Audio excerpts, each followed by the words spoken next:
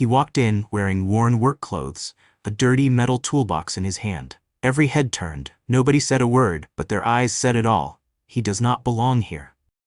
The auction host walked up fast. "This is a private event," he said, looking him up and down. "People like you don't get invited here. This is for real buyers, not for guys who fix cars for a living." He grabbed his arm and pushed him toward the door. "Go back to your garage. You have no business here." The room stayed silent. A few collectors smirked. Nobody in that room knew the man they were throwing out had built the very car they were about to sell for millions. In a few minutes, every person who looked down on him was going to wish they hadn't. The gates opened at 9 in the morning, and by 10, the room was full of money. Not the kind of money people talk about at work. The kind of money that buys islands. Men in tailored suits stood beside women in diamonds, sipping champagne like it was water. Rows of classic cars sat under bright lights, polished until they looked like mirrors. Ferraris, Bugattis, cars that most people would never even touch in their whole life. This was not just an auction. This was a room built for the rich and only the rich. Then the door opened again. A man walked in, wearing worn work boots and a faded jacket. In his hand he carried an old metal toolbox, the kind with scratches on every side, the kind that had seen years of real work. He didn't rush. He didn't look nervous. He just walked in like he had somewhere to be. His name was Ray Coleman. Nobody in that room knew that yet. The room noticed him instantly. Heads turned. Conversations stopped mid-sentence. A woman near the front leaned toward her husband and whispered something behind her hand. Nobody said a word out loud, but their faces said it all. He does not belong here. Ray kept walking, past rows of chairs, past cars worth more than most houses, straight toward the front of the room. That was when the auction host stepped in front of him, blocking his path like a wall. Preston Hale looked him up and down, slow, like he was checking a price tag. "This is a private event," Preston said. His voice was calm, but his eyes were cold. "People like you don't get invited here." Ray didn't answer right away. He just stood there, holding his toolbox like it weighed nothing. "This is for real buyers," Preston continued, louder now, making sure the people nearby could hear. "Not for guys who fix cars for a living." A few laughs came from behind him. Not loud laughs, just enough to sting. Preston grabbed Ray's arm, gripping it tight, and started pulling him toward the door. "Go back to whatever garage you crawled out of. You're wasting everyone's time." Ray didn't fight it. He didn't raise his voice. He just planted his feet for a second, calm as still water, and said one sentence. "I'm here to inspect lot 17. Preston froze for half a second. Then he laughed, short and sharp. "Inspect it? You think we let janitors inspect million-dollar cars?" More laughter now. Real laughter this time, spreading through the crowd like it was contagious. A famous collector near the front, a man everyone in the room seemed to know, shook his head and smirked. "Someone get security," Marcus Kane said, not even bothering to lower his voice. "This is embarrassing." Ray stood there, in the middle of a room full of people who looked at him like he was dirt on their shoes. Nobody asked his name. Nobody asked why he was really there. They had already decided who he was the second he walked through the door, and nothing he could say was going to change their minds. But here's the thing about people who judge fast. They almost never take the time to look closer. If anyone in that room had actually looked at Ray's hands, they would have seen something strange. His hands weren't just rough from hard work. They were the hands of someone who had spent years working with precision, with tools, with engines, with parts so small that one wrong move could ruin everything. Those weren't the hands of a janitor. Those were the hands of a craftsman. But nobody looked. Nobody ever does. Security arrived within a minute, two large men in black suits, walking fast toward the front. Preston stepped back, satisfied, crossing his arms like he had already won something. "Get him out of here," Preston said, "before he touches anything." Ray looked around the room one last time, at the collectors in their designer suits, at the cars gleaming under the lights, at Preston, who hadn't even asked his name before deciding he wasn't worth 5 seconds of respect. Then his eyes landed on something else. A car sitting near the front, roped off, waiting for the next round of bidding. A Ferrari. Old. Rare. The kind of car that collectors dream about owning. The kind of car people flew across the world just to see in person. Lot 17. His eyes stayed on it for a moment too long. Long enough that if anyone had been paying attention instead of laughing, they might have noticed something was wrong. Something about the way he studied it. Not like a stranger admiring a beautiful car. Like someone reading a letter he had written himself, years ago, and never expected to see again. But security was already at his side now, one hand on each arm. "Let's go," one of them said, and started walking him toward the exit. Ray didn't resist. He let them walk him past the rows of chairs, past the whispers, past the people who were already turning back to their champagne, already forgetting he existed. To them, this was over, a small moment of chaos, handled and done. Just before he reached the door, he looked over his shoulder one last time, straight at the Ferrari, straight at Lot 17. And for a second, just a second, something flickered across his face. Not anger, not embarrassment. Something closer to worry. Like he knew something none of them did. Like he had seen something in that car that made his stomach turn. But nobody was watching his face. They were too busy watching him leave. The door closed behind him, and the room went back to normal. The music started again. The champagne kept flowing. Preston straightened his jacket, cleared his throat, and stepped back up to the podium like nothing had happened. "Apologies for the interruption," he said with a small smile. "Now, let's get back to business." The crowd clapped. A few people laughed again, already turning the whole thing into a joke they would tell later. "You should have seen this guy. Thought he was here to inspect a Ferrari. Easy story, easy laugh." But outside, standing on the sidewalk, Ray opened his old metal toolbox. Inside were not tools, papers, yellowed with age, photographs worn at the edges, the kind people keep for 30 years, because they matter more than anything money can buy. And numbers. Long strings of numbers, written by hand in ink that had faded but never disappeared. He looked back at the building one more time, at the glass doors, at the people inside who had just thrown him out like he was nothing. They had no idea who he was. They had no idea what he was holding in that toolbox. And in a few minutes, when that Ferrari rolled onto the stage and the bidding began, every single person who had laughed at him was about to find out exactly why he had come. If you've ever been judged before anyone gave you a chance, you need to watch this story to the end. What they did to Ray that night would come back to destroy them. But what Ray did next will inspire you.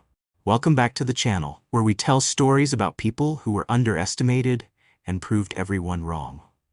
Before we get into Ray's story, hit that subscribe button. This one is worth being here for. Drop a comment and tell me where you're watching from. Let's get into it. Ray didn't walk away. He stood outside on the sidewalk for a long moment, staring at the glass doors of the auction house. Inside, the lights were bright, the music was playing again, and nobody remembered he had even existed. But Ray remembered something they didn't. He remembered the shape of that engine. He remembered a number stamped into metal that only a handful of people alive had ever seen up close. He closed his toolbox and walked around the side of the building. There was a public viewing area near the back, a smaller room with a glass wall looking into the main hall, meant for people who couldn't afford a seat at the real auction, but still wanted to watch the cars roll across the stage on a big screen. Ray had been to enough of these events over the years to know it existed. He walked in, quiet, unnoticed, and took a seat near the back. Nobody in that room knew who he was. To them, he was just another face in the crowd, watching rich men buy things he could never dream of owning. On the screen, the Ferrari sat under the lights, waiting for its turn. Lot 17. Ray leaned forward. His eyes moved slowly across the car, the same way they had the first time. The paint, the badge, the curve of the hood, everything about it looked perfect. Almost too perfect. And that was the problem. He knew that car.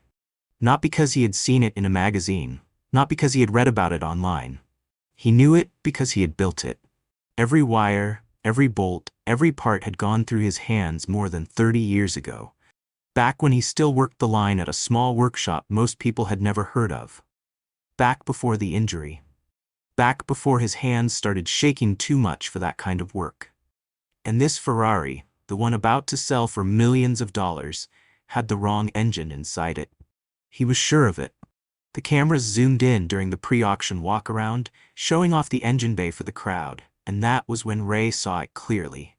A tiny detail, a shape that didn't belong. Something only someone who had built the real thing would ever notice. He stood up. "Excuse me," he said to a staff member standing near the door. "I need to speak to someone. There's a problem with the car." The staff member barely looked at him. "Sir, this area is for viewing only." "You don't understand," Ray said, his voice steady but urgent now. "That engine isn't original. Someone needs to stop the auction before it starts." The staff member laughed, a short, tired laugh, like he had heard 100 strange claims from 100 strange strangers. "Sir, please sit down." Ray didn't sit down. He walked past him toward the main hall, pushing the door open just enough to be seen. A few heads turned. Preston Hale, standing near the stage, spotted him instantly, and his face went hard. "Him again?" Preston said, already waving for security. "The engine is wrong," Ray called out, loud enough for people nearby to hear. "That Ferrari has been changed. It's not the original engine." For a second, the room went quiet. Then someone laughed. Just one person at first, and then it spread. The same way it had before. Marcus Kane, sitting in the front row with a glass of champagne in his hand, turned around and smiled like he had just been handed the best entertainment of the night. "This is unbelievable," Marcus said.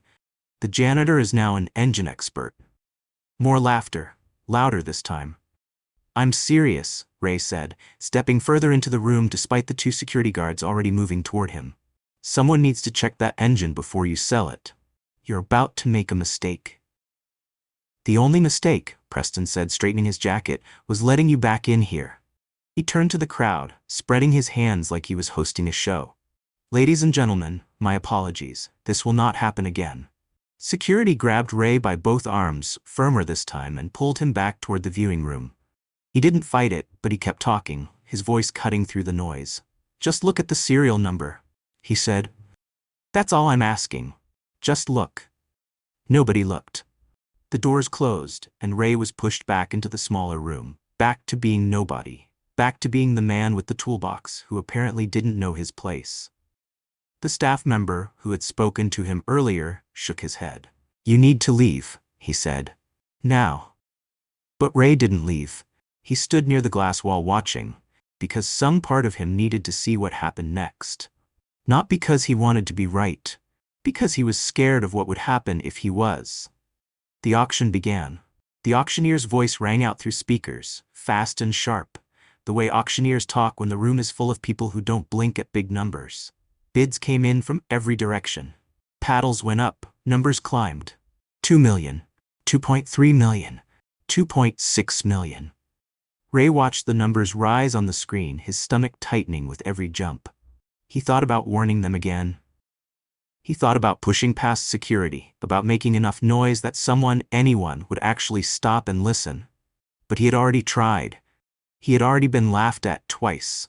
A third time would only get him thrown out of the building completely. And then he would never know for sure. 2.8 million, the auctioneer called out.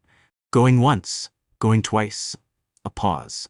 The kind of pause that stretches out and makes a whole room hold its breath. Sold. The gavel came down, sharp and final, and the crowd erupted into applause. On the screen, a man stood up near the front, smiling, shaking hands with the people around him. He looked pleased with himself, the way people look when they've just spent more money than most families see in a lifetime, and they don't feel a single ounce of regret about it. His name was Julian Ashford, and he had just bought a car that Ray knew, without a single doubt, was not what everyone thought it was. Ray closed his eyes for a second. It was done. There was nothing more he could do standing behind a glass wall with a toolbox full of papers nobody wanted to look at. He turned to leave, finally ready to walk away from the whole mess, when the door to the viewing room opened. Julian Ashford stepped in, still holding the paperwork from his purchase, his face calm but sharp, the look of a man who noticed things other people missed. He walked straight toward Ray. "You're the one who was shouting about the engine," Julian said. It wasn't a question. Ray didn't answer right away. He just stood there, holding his toolbox, the same way he had all night. Julian studied him for a moment, the same slow, careful look Ray had gotten from everyone else in that building. But there was something different in his eyes. Not disgust, not amusement. Something closer to doubt. "Why were you staring at my car?" Julian asked. Ray looked at Julian for a long moment before he answered. "Because I built that engine," he said. 30 years ago, with my own 2 hands. Julian didn't laugh. He didn't smile either. He just stood there studying Ray's face like he was trying to decide if the man in front of him was crazy, or telling the truth, or maybe both. "That's a big claim," Julian said slowly. "You just watched me spend $2.8 million on that car." "I know. And you're telling me it's not real?"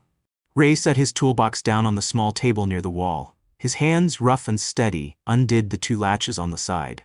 The lid creaked open. Julian leaned forward, expecting tools, wrenches, old rags, the usual things a man like Ray would carry. Instead, he saw papers, yellowed at the edges, folded so many times over the years that the creases had gone soft and worn. Ray lifted them out carefully like they were something fragile, something that mattered more than the millions of dollars sitting just outside that door. "These are factory-build sheets," Ray said, laying them flat on the table. "From the workshop where I used to work. 31 years ago, a small team of us built 3 prototype engines for a project that never went public. Most people don't even know these 3 cars exist." Julian picked up one of the papers, scanning it fast. Numbers, diagrams, handwritten notes in the margins. "3 cars," Julian repeated. "And you're saying this is one of them?" "I'm saying it's supposed to be." Ray pulled out another item from the toolbox. A photograph, black and white, slightly bent at one corner. In it, 5 young men stood around an engine block, covered in grease, grinning at the camera like they had just done something they were proud of. Ray pointed to the man on the far left, younger, leaner, but unmistakably him. "That's me," Ray said. "The day we finished the second prototype." Julian stared at the photo for a long time. Then he looked up at Ray, back at the photo, back at Ray again, like his brain was trying to make the 2 versions of this man line up. "Okay," Julian said carefully. "Let's say I believe you built engines 30 years ago. That still doesn't prove the one in my car is fake." Ray nodded. He expected that. He pulled out one more paper, the most important one, and set it directly in front of Julian. "Every prototype we built had a hidden serial number," Ray said. "Not the one stamped on the outside for show. A second number, hidden deep inside the block, somewhere nobody would think to look unless they knew it existed. Only 6 people alive know where that number is and what it should read. And you're one of the 6. I'm the one who stamped them." Julian went quiet. Ray tapped the paper in front of him. "This is the number that should be on that engine. If it matches, I'm wrong, and you got exactly what you paid for.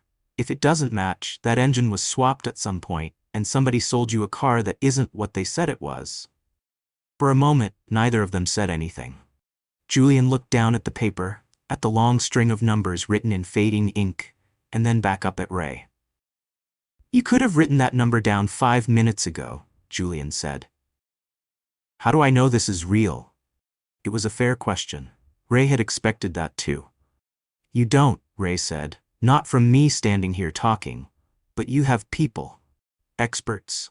People who can pull that engine apart and check for themselves. All I'm asking is that you let them look before you drive that car anywhere, before you insure it, before you tell the world you own something you might not actually own." Julian studied him for a long moment.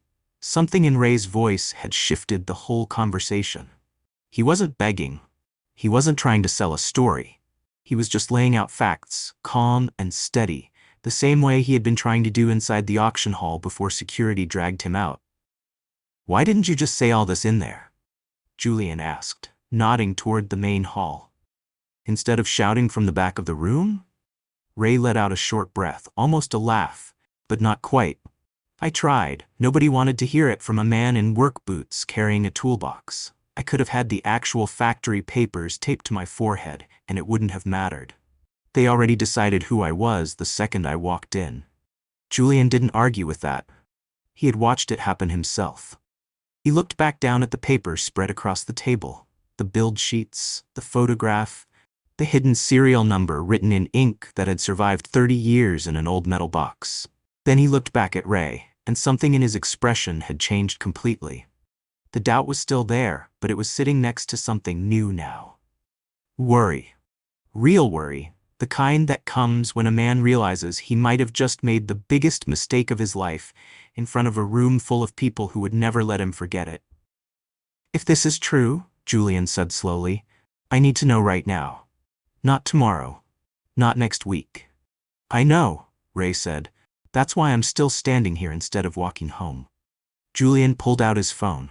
His hand wasn't quite steady as he dialed a number, and when the call connected, his voice came out tighter than before. I need my inspection team here. Tonight, before that car leaves the building. There was a pause as the person on the other end asked a question. Because someone just told me my engine might not be original, Julian said, glancing at Ray. And I have paperwork in front of me that makes me believe him. He hung up the phone and looked at Ray again. If you're wrong about this, Julian said, you've just wasted a lot of very powerful people's time, and they will not forget your face. I know that too. And if you're right? Ray closed the toolbox slowly, latch by latch, the same careful way he had opened it. Then a lot of people in that room are about to learn something, Ray said. About the car, and about how fast they judged the man who tried to warn them. Julian didn't say anything else. He turned and walked back toward the main hall, phone still in hand, already dialing another number. Ray watched him go, standing alone again in the small viewing room. The glass wall between him and the world that had thrown him out twice that night. Outside, through the glass, he could see the room slowly changing. People who had been laughing and drinking champagne now stood in small clusters, whispering, glancing toward the stage where the Ferrari still sat under the lights. Something was moving through the crowd. Not panic yet. Just the first small crack of doubt, spreading from person to person, the same way the laughter had spread earlier. Preston Hale noticed it too. Ray could see him from across the room, his face tightening as Julian spoke to him, pointing back toward the viewing area, toward the man they had thrown out twice already. Preston's eyes found Ray through the glass, and for the first time all night, he didn't look amused. He looked afraid. If you're still watching and feeling E-Story, hit that like button, because Ray isn't done yet. Comment I see you Ray if you're hoping he proves them all wrong. And subscribe if you don't want to miss what happens when Preston finally faces what's coming to him. The inspection team arrived within the hour. 3 men in plain clothes carrying cases full of equipment walked past the champagne glasses and the whispering crowd like they belonged to a different world entirely. Julian Ashford led them straight to the stage, straight to the Ferrari still sitting under the lights, and gave one simple order. Open it up. Check the block. I want the real serial number, not the one stamped on the outside. Preston Hale pushed through the crowd, his face pale under the bright lights. This is not necessary, he said, his voice higher than before. The car was authenticated before it went to auction. Every document checks out. Then this won't take long, Julian said, not even looking at him. The room had changed completely in the last 20 minutes. The music had stopped. Nobody was drinking anymore. Every single person who had laughed an hour ago now stood in silence, watching the inspection team work, watching Preston shift his weight from foot to foot like a man standing on a floor that was slowly cracking beneath him. Ray stood near the back, still holding his toolbox, still saying nothing. He didn't need to say anything else. He had already said everything that mattered. The lead inspector worked carefully, using small tools to open a panel deep inside the engine bay, the kind of panel most people never even knew existed. He pulled out a small mirror on a long handle, angled it into the gap, and shined a light down into the metal. The room waited. Nobody moved. Nobody spoke. Even the collectors who had spent their whole lives pretending nothing could rattle them stood frozen, watching one man's hands decide the fate of the entire night. The inspector read out a string of numbers. Julian pulled out the paper Ray had given him and read the number written there in fading ink. They didn't match. The inspector looked up, first at Julian, then at the crowd. This is not the original engine, he said, loud enough for the whole room to hear. The block has been swapped.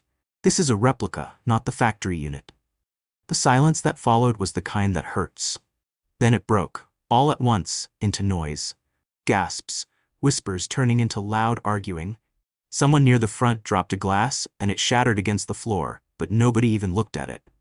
All eyes were on Preston, standing beside the car he had just sold, the car he had sworn was real, the car that had just been proven a fake in front of the same people he had promised the truth. "This is impossible," Preston said, backing away. "We ran full authentication. This car passed every check." "Then your checks were wrong," Julian said, his voice cold now, all the excitement from earlier completely gone. "Or somebody made sure they would be." Marcus Kane, the collector who had laughed the loudest earlier that night, stood up slowly from his seat near the front. His face had gone from smug to something closer to panic. He wasn't the buyer, but everyone in that room knew he had bid on the car too, right up until the final numbers got too high even for him. If the fake had gone unnoticed, if nobody had stopped it, he might have been the one holding a worthless engine right now instead of Julian. "Somebody needs to explain this," Marcus said, his voice shaking with anger now instead of amusement. Right now. Preston had no answer. He looked around the room, searching for someone, anyone, to back him up. But the auction staff standing near the stage wouldn't even meet his eyes. That was when the doors at the back of the room opened, and 2 police officers walked in. Julian had called them the moment the numbers didn't match. No hesitation, no second thoughts. A $2.8 million fraud sold in front of hundreds of witnesses was not something anyone was going to quietly sweep under the rug.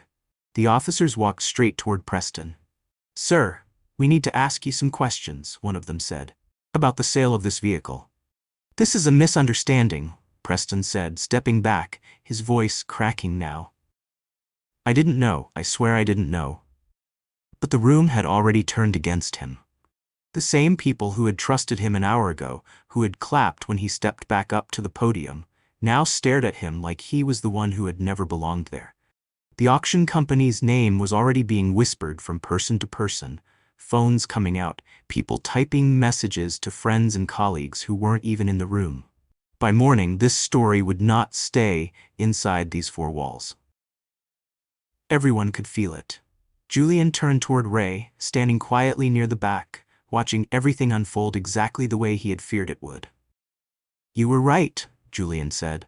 Ray didn't answer right away. He wasn't looking at Preston, or the police, or the shattered glass still on the floor. He was looking at the Ferrari, at the engine bay still open under the lights, at the empty space where a real piece of history should have been. "I wish I wasn't," Ray said quietly. Marcus Kane approached next, and for the first time all night, there was no smirk on his face.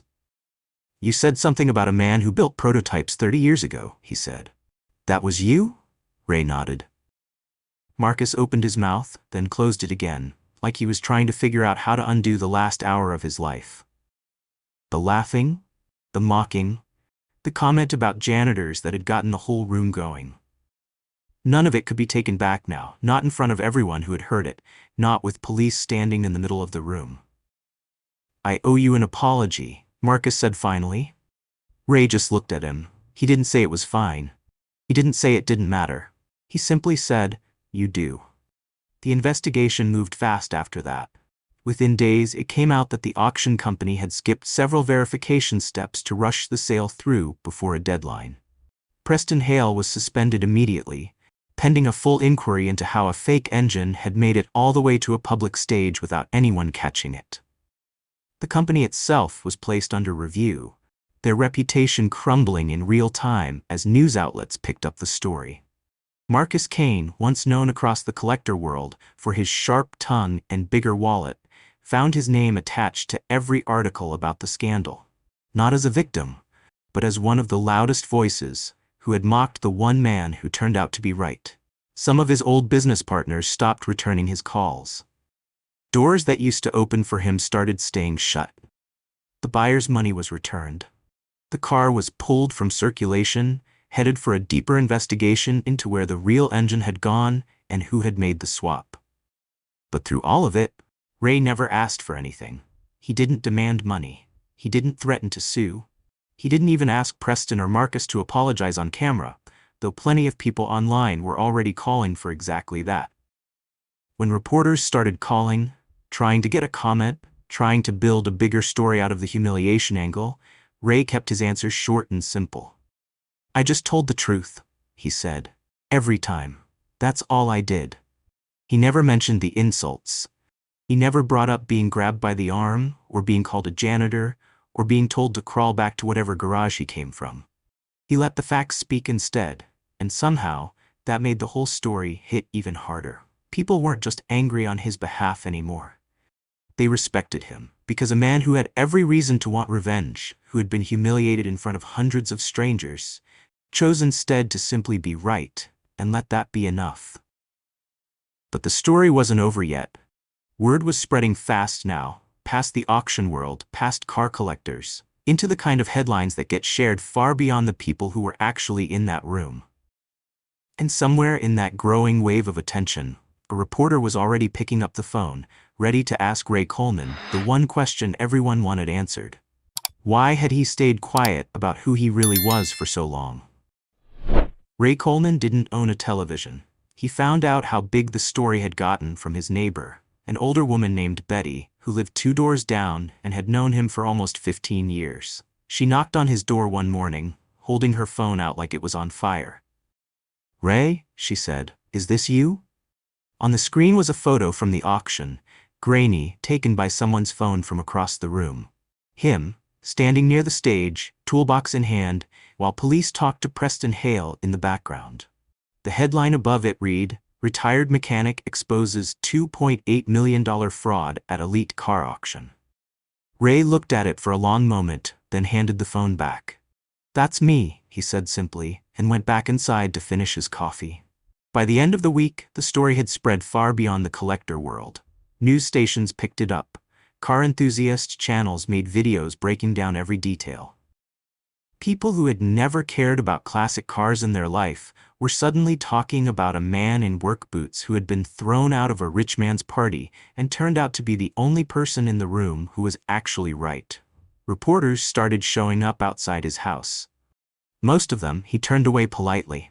But one morning, a woman named Diane Torres knocked on his door, and something about the way she asked, calm, patient, no cameras waiting behind her, made him open the door and let her in. They sat at his small kitchen table. No lights, no microphone shoved in his face. Just 2 people talking. "Everyone wants to know the same thing," Diane said, flipping open her notebook. "Why didn't you tell them who you were? The second that host started pushing you around, you could have said, 'I helped build this car.' Instead, you let them humiliate you." Ray was quiet for a moment, turning his coffee cup slowly on the table. "Would it have mattered?" he asked. "If I had said it right then, standing at the door, would they have believed me?" Diane thought about it. "Probably not." "That's the answer," Ray said. "If people only respect me after hearing my resume, they never respected me in the first place. They respected the resume, not me." Diane wrote that down, slow, like she wanted to get every word exactly right. "But you knew you were right," she said. "You knew that car was fake before anyone else did. Weren't you angry? Being dragged out, called names, laughed at, all while knowing the truth?" Ray leaned back in his chair. "I was angry," he admitted. "For a few minutes. But anger doesn't fix anything. Facts do. I could have screamed at that man all night, and it wouldn't have changed one single number stamped inside that engine. So I stopped trying to make them believe me with my words, and I let the proof do the work instead. A lot of people online are saying you should sue the auction house, Preston Hale, even Marcus Kane for what he said about you." "I know," Ray said. "I've read some of it. My neighbor keeps showing me things on her phone." "Are you going to?" Ray shook his head. "What would that fix? Money doesn't erase what happened. It doesn't make Preston a better man. I'd rather people learn something from this than watch me collect a check." Diane sat with that for a moment before asking her next question. "So what happens now? You just go back to being nobody again? Back to fixing cars in a small garage while the whole world moves on to the next story?" Ray almost smiled. "I was never nobody," he said. "I just wasn't somebody they were paying attention to. There's a difference." That line ended up in the article's headline the next morning, and it spread even faster than the first story had. 3 days later, Ray's phone rang. He didn't recognize the number, but something told him to answer it anyway. It was Julian Ashford. "I've been thinking a lot since the auction," Julian said. About how close I came to spending millions of dollars on a lie, and how the only reason I didn't was because one man refused to stop telling the truth, even after being humiliated twice in front of a room full of strangers. Ray didn't say anything, just listened. I run a small consulting arm alongside my collection, Julian continued. We verify rare cars before big sales. Engines, chassis numbers, history, all of it. I want you on the team, not as a favor, because after what I saw that night, I don't trust anyone else's eyes the way I trust yours. For the first time in the whole story, Ray was quiet for a long moment, not because he didn't know what to say, but because he wasn't used to being asked instead of dismissed. I haven't done that kind of work in years, Ray finally said. My hands aren't what they used to be. I'm not asking you to build engines, Julian said. I'm asking you to look at them. Nobody in this business can spot a fake the way you can. That's worth more to me than steady hands ever were. Ray thought about the toolbox sitting by his front door, about 30 years of papers folded and refolded so many times they had gone soft, about a life spent being overlooked by people who never once considered that the man fixing their car might know more than the man selling it to them. All right, Ray said. I'll do it. The story didn't end there, though. 2 weeks after the auction, the company that had run the sale released a public statement. It was short, careful, clearly written by lawyers, but it said what it needed to say. They admitted the authentication process had failed. They admitted their staff had treated a witness with disrespect instead of listening to a legitimate concern. They apologized directly to Ray Coleman, by name, in front of the entire industry. Preston Hale was never allowed to work in the auction world again. The investigation found that he had ignored 2 separate warnings about the engine before the sale even started, choosing to push the auction forward to hit a deadline instead of pausing to check. His name became a warning other auction houses used internally, an example of what happens when speed gets chosen over honesty. Marcus Kane tried to rebuild his image for a while. He gave interviews, tried to explain his comments away as just the tension of the room. But the words had already been said in front of hundreds of people, and no explanation could take them back. His invitations to other exclusive events slowed down. His calls stopped getting returned as fast as they used to. Ray watched all of it happen from a distance, without satisfaction, without bitterness. He hadn't wanted revenge. He had simply wanted someone to look closer, just once, before deciding who he was. 6 months later, Ray stood in a different room. Smaller. Quieter. No champagne, no diamonds, just a workshop table and a classic car up on a lift, its engine bay open under bright work lights. Julian stood beside him, arms crossed, watching him work.